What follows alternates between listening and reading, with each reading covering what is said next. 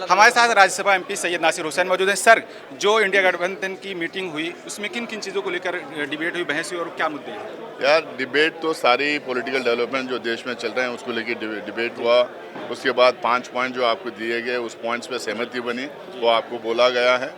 Elections में जो हुआ और इलेक्शंस के बाद जो हो रहा उसको लेकर ज़्यादा चर्चा हुई है। धर्मेंद्र प्रधान के इस्तीफे की मांग की गई। 2014 के बाद से अब तक कोई बीजेपी पार्टी में किसी ने किसी भी मुद्दे पर इस्तीफा नहीं दिया। आपको लगता है कि इस्तीफा दे देंगे? देखिए, ये पेपर लीक जो है 89 टाइम्स हुआ है और 48 टाइम्स जो है एग्जामिनेशन कैंसिल हुआ है। इसके बावजूद भी किसी मंत्री को और किसी सरकार को शर्म नहीं आ रही, तो क्या कर सकते हैं? हम लोग इकट्ठा करके मांग ही कर सकते हैं, लेकिन ये शेमलेस गवर्नमेंट है, तो इनको लग रहा है कि उन्होंने कुछ भी कर ले, जनता कुछ भी कर ले, जनता उनको रास्ता सर, माइनॉरिटीज के लिए देश में चलना दुश्वार हो रहा है।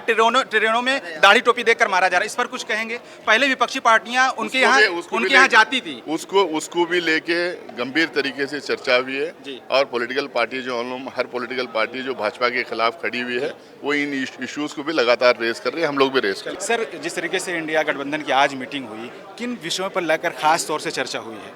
देखिए, 5 तो अभी खड़गे जी ने बताया, 5 पॉइंट पर रेजोल्यूशन लिए गए, जिसमें मेरे नज़र में तो जो सबसे महत्वपूर्ण मुद्दे थे उसमें एक नंबर है जो देश के छात्र नौजवानों के सबसे बड़ी आवाज़ है इस समय कि शिक्षा व्यवस्था, परीक्षा व्यवस्था जिस तरह से पूरी तरह से ध्वस्त चुकी है, इसकी जिम्मेदारी शिक्षा मंत्री को लेना चाहिए और शिक्षा मंत्री इस्तीफा दे।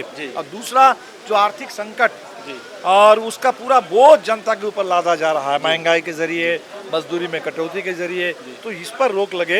एक ऑल पार्टी मीटिंग सरकार तत्काल बुलाएं ताकि पूरे देश में आर्थिक स्थिति को लेकर के जनता से साफ साफ बातें हों। लगातार आप देख रहे हैं सर, 2014 के बाद एक भी रिजाइन किसी भी मिनिस्टर ने नहीं दिया है। आपको लगता है कि मिनिस्टर देंगे, धर्मेंद्र प्रधान इस्तीफा दे देंगे? बिल्कुल बिल्कुल देना पड़ेगा। जिस समय जब लाखों में करोड़ों में नौजवान अगर एक ही मांग उठाना शुरू कर दे तो कोई भी मिनिस्टर नौजवानों के आगे उनकी कुर्सी नहीं बचा सकते। एक लास्ट सवाल लेंगे। माइनॉरिटीज पर लगातार हमले हो रहे हैं, यहाँ तक कि ट्रेनों में दाढ़ी टोपी के साथ सफर करना मुश्किल हो रहा है।